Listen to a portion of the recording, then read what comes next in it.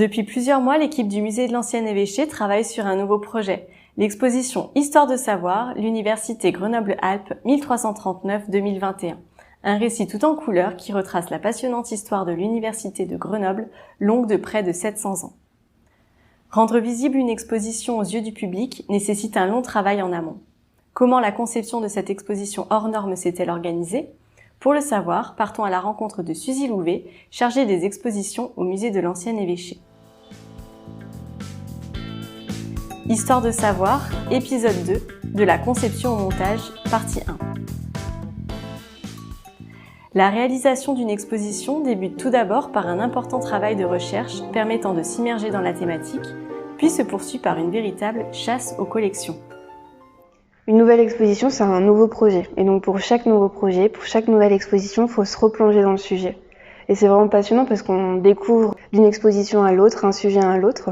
Et donc il faut faire des recherches historiques et documentaires pour définir le sens et la ligne directrice de ce projet. Et pour essayer de construire ce squelette, il faut chercher en parallèle des collections. Et donc, ces collections sont certes une illustration au propos, mais parallèlement, elles redéfinissent aussi cette structure. Puisque par exemple, trouver une collection en particulier va peut-être parfois réorienter le projet et donner un nouveau sens, un nouvel angle d'attaque. Avec l'exposition Histoire de savoir, c'est l'occasion de montrer autre chose au musée de l'Ancien Évêché. En s'appuyant à la fois sur des collections iconographiques et photographiques, donc de la 2D, mais aussi des objets en 3 dimensions, tels que des objets scientifiques magnifiques et intrigants, très peu connus du grand public. Ces objets proviennent pour l'essentiel des laboratoires de l'Université Grenoble-Alpes, l'université qui est notre partenaire principal pour ce projet. Il vous est possible alors, en visitant l'exposition, de découvrir une machine pour mesurer la transpiration des arbres.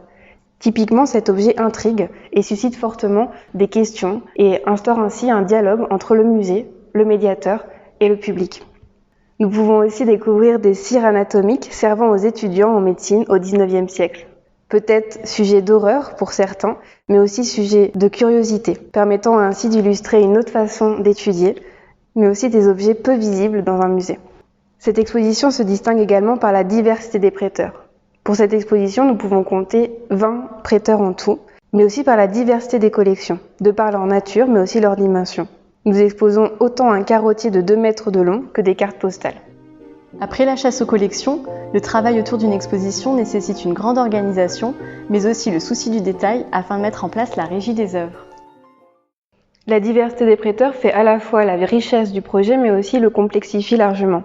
En effet, pour chaque demande de prêt, il faut veiller à plusieurs détails concernant la conservation des objets, leur assurance, leur transport, leur conditionnement et leur présentation. Il s'agit là de la régie des œuvres. Et c'est avant tout un travail d'échange et de négociation avec les prêteurs, dans l'intérêt du projet, c'est-à-dire qu'il faut présenter les objets le temps de l'exposition, donc il faut essayer d'obtenir le prêt de cet objet vraiment aux dates qui correspondent à l'exposition, mais aussi tout en respectant les objets. Il faut alors veiller aux conditions de conservation et de présentation de ceux-ci.